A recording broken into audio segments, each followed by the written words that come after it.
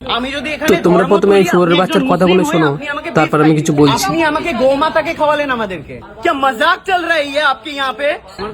আপনি ভুল করলেন মানে আপনি জানেন আমি ব্রাহ্মণ, মাটন বলে বিফ খাইয়ে দিলেন।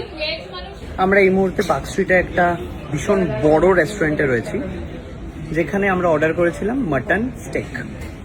আমাদেরকে দিয়ে যাওয়া হলো বিফ স্টেক। স্বাভাবিকভাবে বলা হয়নি এটা কি, অর্ডার প্লেটে রেখে চলে গেছে। আমরা ভাবছি এটা মাটন স্টেক। আমরা হ্যাঁ রে শুয়োরের বাচ্চা, তুই জানতিস তো ওটা মুসলমান হোটেল, তুই তার সত্ত্বেও ওখানে ঢুকলি।